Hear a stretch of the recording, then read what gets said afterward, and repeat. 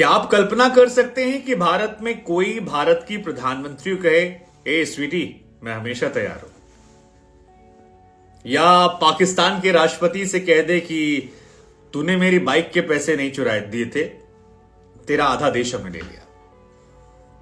9 गोलियां लगी हो और डॉक्टर्स को लगाओ कि आदमी मर गया, और उसके बाद जब होश आए तो कहे उफ गधे ने दुलत्ती मार दी थी। डॉक्टर भी माथा पकड़ लिया, ये कैसा आदमी है जिसने कभी इंदिरा गांधी से कहा कि सुनिए मेरी नाक लंबी है लेकिन मैं हर जगह घुसेड़ता नहीं हूं।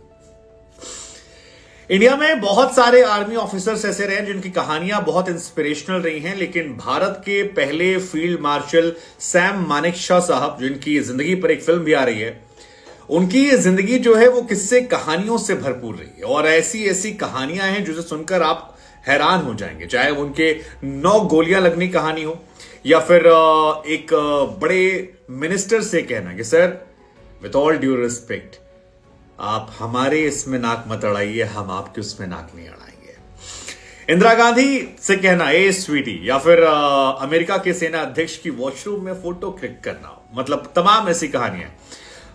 ही was too good, too good. यहा खान पाकिस्तान के राष्ट्रपति हुआ करते थे, उनके साथ भी किस्सा है दोस्ती यारी का। वैसे बाय द वे ये दोनों साथ में इंडियन आर्मी में थे, इंडियन ब्रिटिश आर्मी में, जो बाद में अलग अलग हुए, एक पाकिस्तान एक इंडिया। महीना अप्रैल का था, साल 1971 था, जब सैम मानेकशॉ साहब को इंदिरा गांधी जी ने बुलाया और कहा कि इधर आइए आप, ये देखिए ये असम के, पश्चिम बंगाल के, त्रिपुरा के तमाम मुख्यमंत्रियों के हमारे पास तार पड़े हैं। वो कह रहे हैं घुसपैठिए लगातार आ रहे हैं, शरणार्थियों की संख्या दिन रात बढ़ती जा रही है, आप कुछ करते क्यों नहीं? आप जाइए इंडियन आर्मी का इस्तेमाल कीजिए और इस प्रॉब्लम को सॉल्व कीजिए। और मानेकशॉ साहब ब्लंटली रिप्लाई करते हैं कि मैडम मैं ऐसा नहीं कर सकता, हम तैयार नहीं है, हमारे पास सिर्फ 12 टैंक है। इंदिरा जी नाराज होती है, अरे कैसे कह सकते हैं आप, क्यों हमारे पास टैंक नहीं है?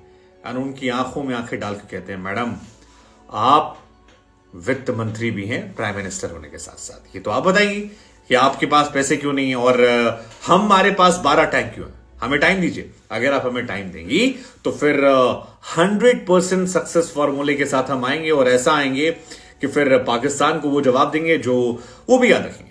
And this was the core foundation of 1971, जब पाकिस्तान के 2 टुकड़े हुए थे, यहीं से शुरुआत हुई थी उसकी।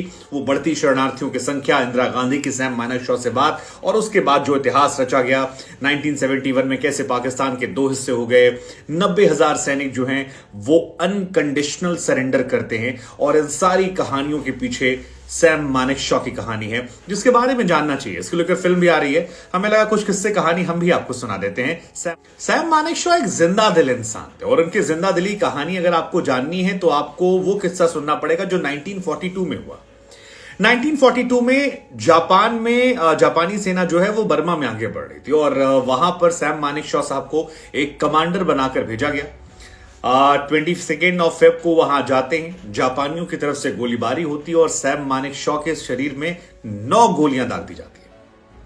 अब आमतौर पर 9 गोली किसी को मारी जाए तो वो जिंदा नहीं बच सकता, उसके फेफड़े, लीवर सब डैमेज हो गए थे। लेकिन वो सैम मानेकशॉ, हालांकि उनके जो अधिकारी थे उनको लगा ये गए, अब ये जिंदा नहीं है। मानेकशॉ को तमाम डॉक्टर्स ने रिजेक्ट कर दिया, कहा जी ये बचेंगे नहीं, 9 गोली के बाद कौन बचता है। लेकिन उनका प्यून जो था उसे लगा यार ये आदमी बहुत ढीठ है, ये आदमी इतनी जल्दी नहीं मर सकता, और उसके बाद वो तमाम डॉक्टर से रिक्वेस्ट करता है कि प्लीज देख लीजिए। लोग कहते हैं मर गया यार, लेकिन फिर उनकी आंख खुलती है, और उनकी आंख जब खुलती है तब फिर उनसे डॉक्टर पूछते हैं कि क्या हुआ था, और वो आदमी जिसे 9 गोलियां लगी है वो मरने की हालत में कहता है गधे ने दुलत्ती मार दी थी। डॉक्टर्स को हंसी आती है। अक्सर ऐसा हॉलीवुड की फिल्मों में होता है ये वाला सरकाज़्म, लेकिन सैम मानेकशॉ साहब की वो पहचान थी, और सैम मानेकशॉ साहब ने जवाब दिया। डॉक्टर्स को भी हंसी आई, एंड डॉक्टर ने कहा कि रुको मैं करता हूं तुम्हारा इलाज, और कुछ जरूरत हो बताना। तो कहती हैं जरूरत तो है। बोले क्या? बोले 2 पैक पिला देना, थोड़ा सा दर्द कम। हालांकि शराब मिली नहीं क्योंकि वो बॉडी डैमेज कर सकती थी, लेकिन कई किस्से मिले। एक किस्सा था, उस टाइम के रक्षा मंत्री थे वीके कृष्ण मेनन साहब, उन्होंने सैम मानेकशॉ को बुलाया और कहा कि यार तुम्हारे जो आर्मी प्रमुख हैं KS थिमैया, उनके बारे में तुम क्या राय रखते हो? मानेकशॉ ने कहा कि सर मुझे इस बारे में सोचने की परमिशन नहीं है। तो उन्होंने कहा ये क्या कह रहे हो, क्यों नहीं परमिशन है, मैं दे रहा हूं। उन्होंने कहा नहीं सर, आज आप मुझे अलाउ कर रहे हैं कि मैं अपने सीनियर के बारे में बात करूं, कल को आप मेरे जूनियर को बुलाएंगे और उससे मेरे बारे में राय लेंगे। आप आर्मी के डिसिप्लिन को खराब कर रहे हैं एंड मेक श्योर ऐसा नहीं हो।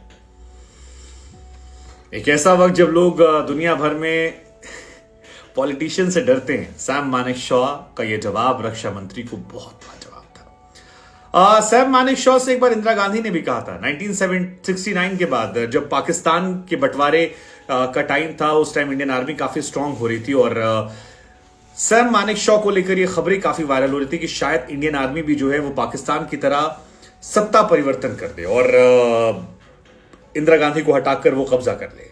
इंदिरा गांधी ने बुलाया सैम को और कहा, सैम, लोग मुझसे कहते हैं कि सबसे ज्यादा तुमसे डरने की जरूरत है। उन्होंने कहा, मैम, मेरी नाक जरूर बड़ी है लेकिन मैं हर जगह नहीं घुसेड़ता हूं। आप पॉलिटिक्स कीजिए, मुझे मेरा काम करने दीजिए, मैं सिर्फ आर्मी। सैम मानेकशॉ साहब की दूरदर्शिता थी। वो हमेशा कहते कि यार पाकिस्तान में आर्मी का इन्वॉल्वमेंट ज्यादा है, इस चक्कर में पाकिस्तान की हालत है। उनका यह मानना था कि आर्मी में पॉलिटिक्स नहीं होनी चाहिए और जब तक ऐसा है तब तक कहानी चलती रहेगी। ये भी अपने आप में एक जबरदस्त किस्सा था। एक और किस्सा उनका बड़ा वायरल है, वो स्वीटी वाला। स्पेशली बांग्लादेश को लेकर वो परेशान थी और उन्होंने बांग्लादेश को लेकर कहा कि सैम आप तैयार हैं? उन्होंने कहा, स्वीटी मैं रेडी हो गया। पहले मना किया था लेकिन बाद में फिर उन्होंने कहा कि मैं हमेशा तैयार हूं स्वीटी। लोग हैरान हो गए। एक्चुअली वो छोटी थी काफी उनसे, इस वजह स्वीटी उन्होंने कहा, क्योंकि वो उनके पिताजी की उम्र के थे, इस वजह से उन्होंने ऐसा कहा। सैम मानेकशॉ साहब की रिस्पेक्ट बहुत ज्यादा थी, उनकी नजर में एक बच्ची थी, लेकिन फिर भी still prime minister of India को अगर कोई स्वीटी कह दे, या फिर इमेजिन नहीं कर सकते। लेकिन सैम मानेकशॉ की पर्सनैलिटी का वो हिस्सा है। सैम मानेकशॉ साहब का एक किस्सा और बड़ा फेमस है कि पाकिस्तान के राष्ट्रपति याहा खान जो थे, उनके साथ याहा खान जो हैं वो और सैम मानेकशॉ अनडिवाइडेड इंडिया में फौज में थे। बाद में वो चले गए पाकिस्तान, लेकिन उसके पहले एक मानेकशॉ के पास अमेरिकी मॉडल की बाइक थी। जब देश का बंटवारा हुआ तो याहा खान वहां गए। याहा खान ने कहा कि 1,000 रुपए में बाइक ले रहा हूं मैं और बाद में पैसा तुम्हें भिजवा दूंगा पाकिस्तान से। लेकिन याहा खान ने कभी पैसे भिजवाए नहीं।